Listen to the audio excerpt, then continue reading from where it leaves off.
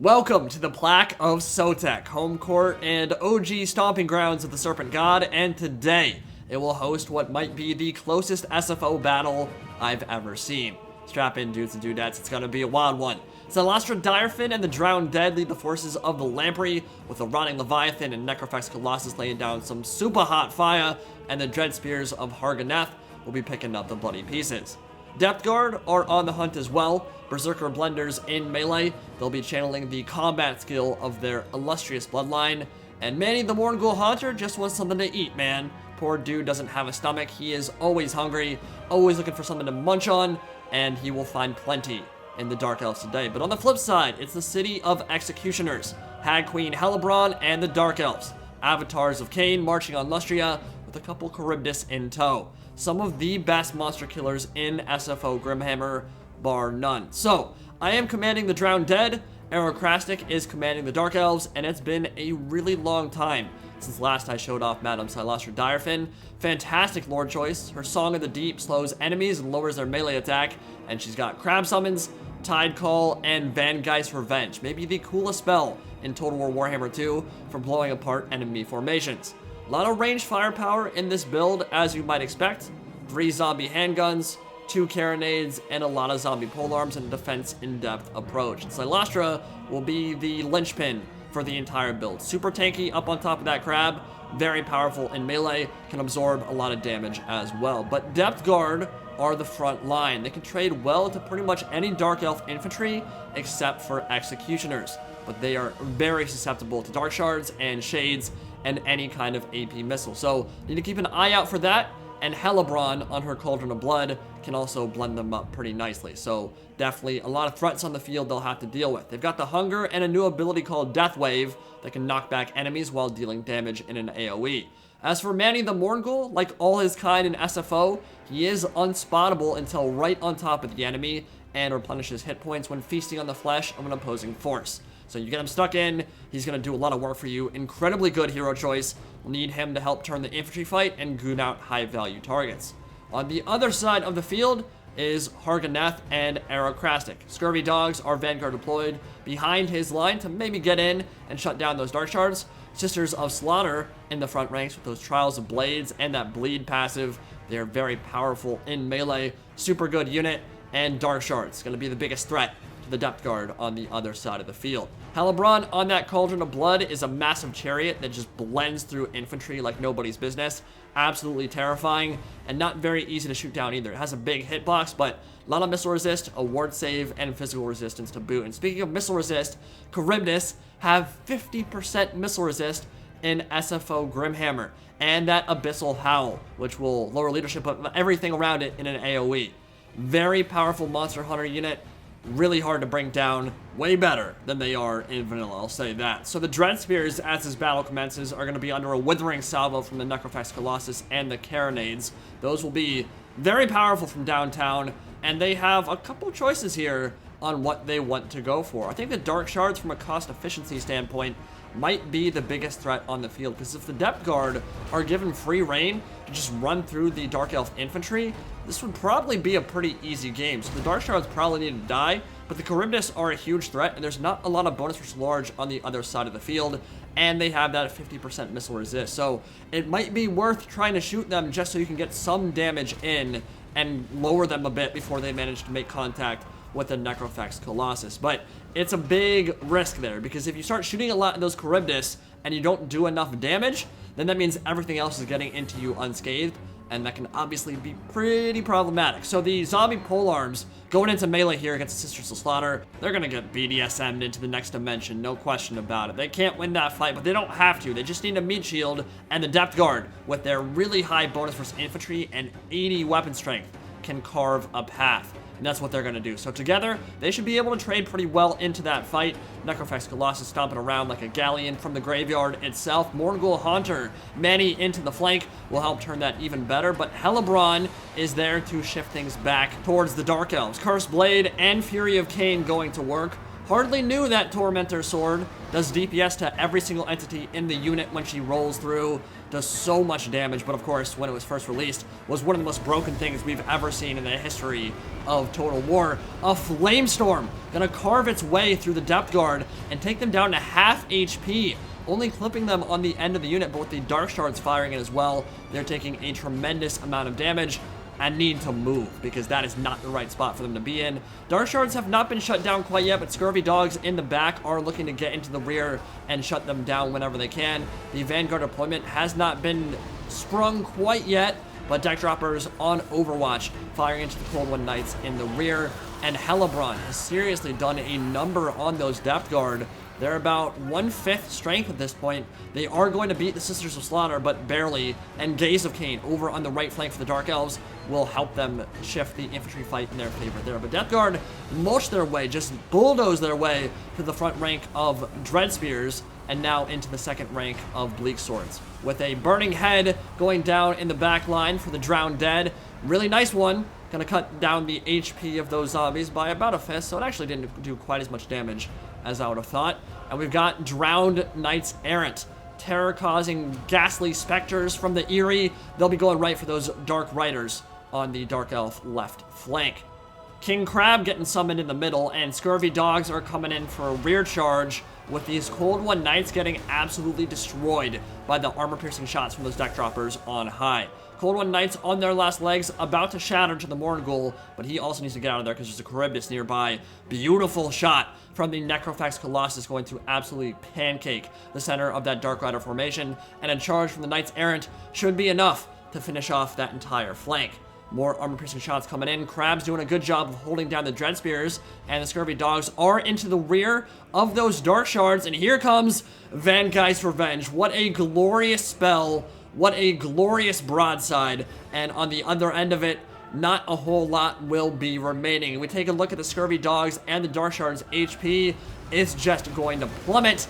Might not have even been worth it. Trying to catch out both Dark Shard units. One of them moved out of the way. The other one did not.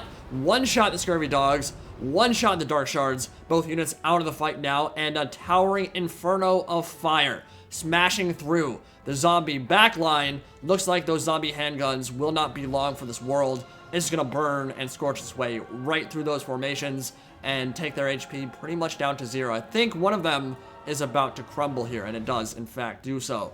So that was a great cast. Handguns too close together. Vortex is so powerful in SFO. Great to see them get used, and that's a big loss. 2 handguns out of the fight now, pretty much. That definitely hurts. The Dark Riders are hanging in there longer than I would have thought, but the Morgul Haunter is behind them. Could go in for a rear charge, and the Deck Dropper still being incredibly annoying and forcing those Dark Shards to make a decision. Either fire forward and deal with the infantry, but let them shoot kind of whatever they want, or turn around and shoot at a unit that you're not guaranteed to even be able to hit, because Deck Droppers do have a lot of mobility. Here comes Manny. Hello, guys. Hello, friends. Terror Route coming in right now, and that will be the end of the cavalry out on that side. Handguns getting good shots into the Kharibdyss, but that is a problem. That huge monster on top of the Necrofex Colossus, not ideal with that bonus for large. He's going to mess him up. And the Crab in the middle will also mess up this infantry. Now, these are spears. Dread Spears do have a bonus for large, obviously, but that is Madame Cylostra Direfin, the captain of the Lamprey. You are not going to take her down with some basic-ass Dread Spears. Not going to happen. The Fire Mage into the handguns. Necrofex Colossus is getting beaten to hell by that huge monster.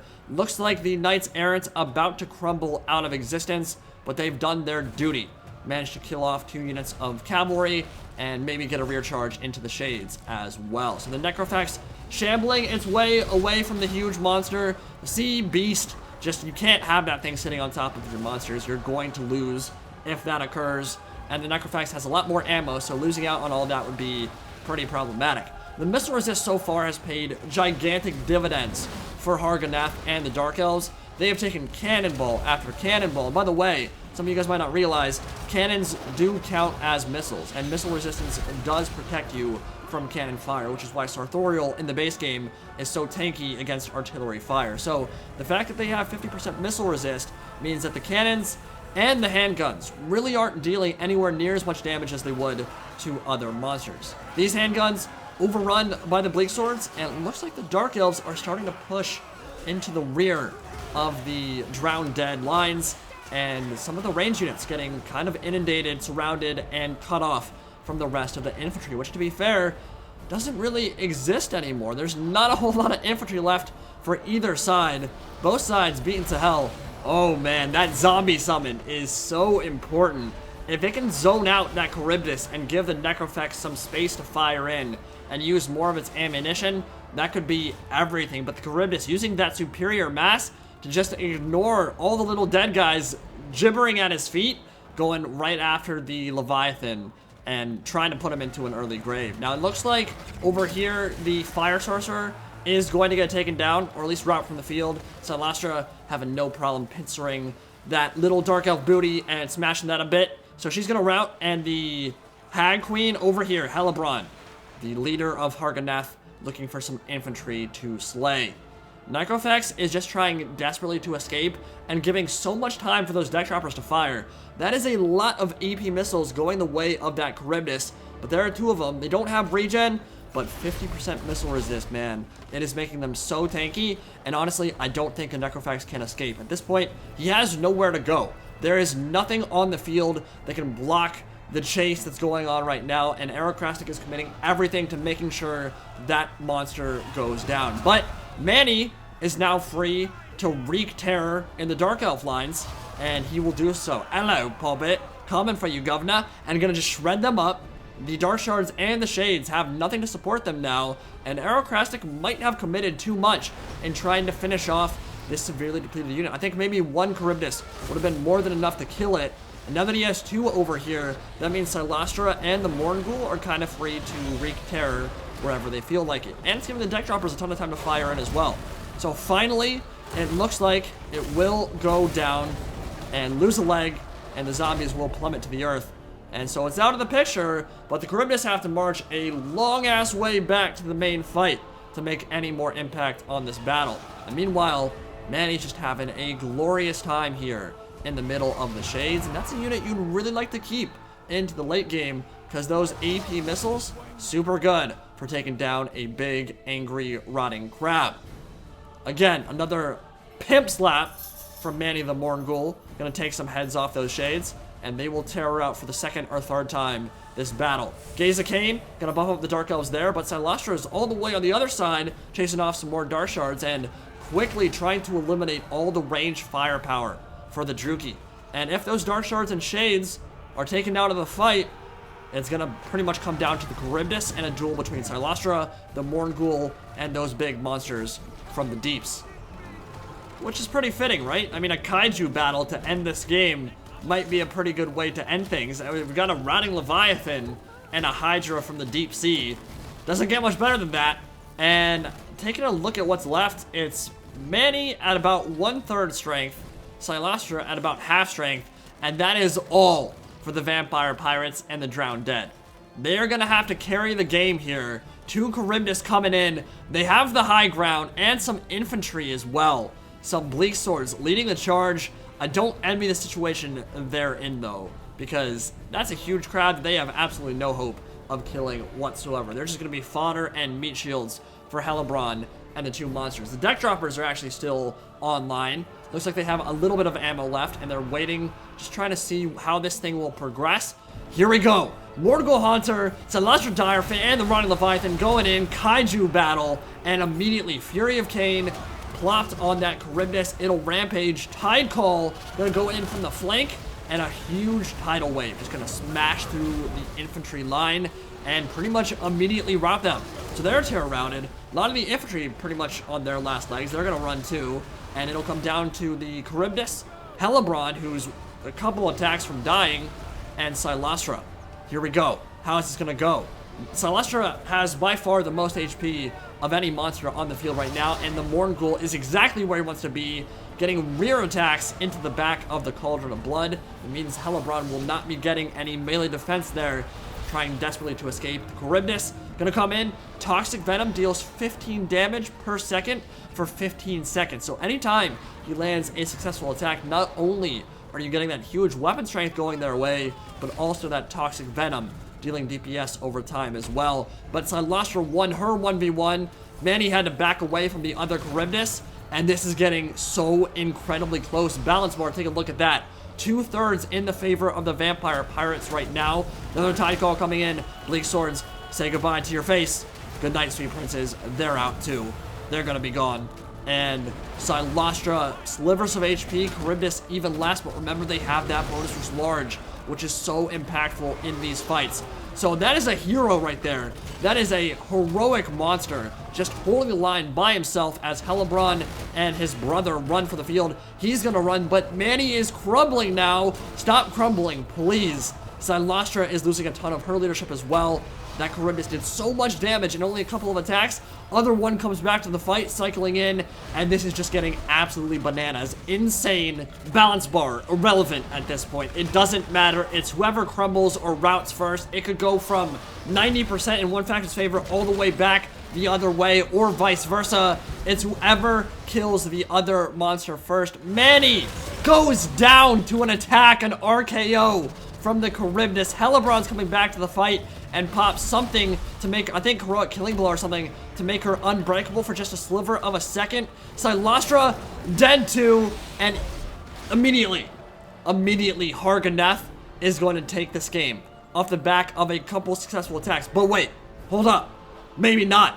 Cylostra and Manny are dead, but this game's actually not over. Balance bar says Vampire Pirates are maybe still in the fight, and look at how much wavering there is. All it could take is a single rear charge from deck droppers, and now there's a mass rout on the Dark Elf side.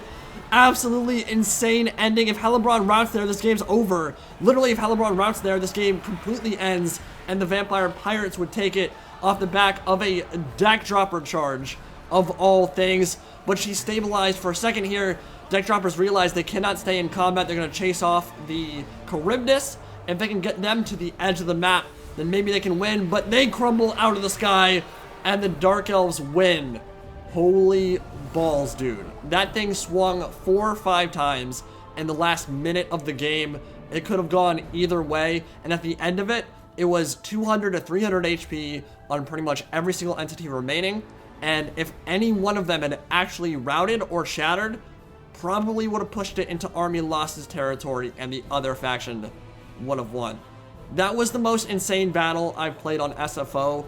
Aerocrastic manages to pull it out by the skin of his teeth, and on the back of some really good Kharibdyss and Hellebron play, and some fantastic Flamestorms as well. My god, 242 kills, killing off handguns and Death Guard left and right. I'd say the biggest trend in that battle, one of the most important things that happened, was the Dark Shards and Shades got a lot of really good shots in on the Depth Guard. I think I let them get shot up a little bit too much. I think my Scurvy Dog ambush was a little bit, it wasn't poorly timed, but it came in a little bit too late. If I had sprung that a little bit earlier, I shut those down a little bit earlier with maybe some tide calls from Cylostra, would have been in much better shape to take that. And that was one of those games where any little shift at any point in that battle could have swung it the other way. I mean, that's how close that game was. But Aerocrastic, his Kharibdyss, did a super good job of beelining right for that Necrofex Colossus, shutting it down relatively early. I think he maybe overcommitted, sending 2 to chase it off the field up into that corner of the map. But with that said, made sure it didn't do that much. I mean, it got 87 kills, but a lot of that was on low-tier infantry that didn't matter too much. Probably should have focused a little bit more on those Dark Shards with the artillery as well. The Kharibdyss, it's one of those units that you need off the field, right? And because we didn't have that much dedicated bonus for large, besides the pole arms, which can't really catch up to the Kharibdyss anyway, the issue I had was, do I focus them down?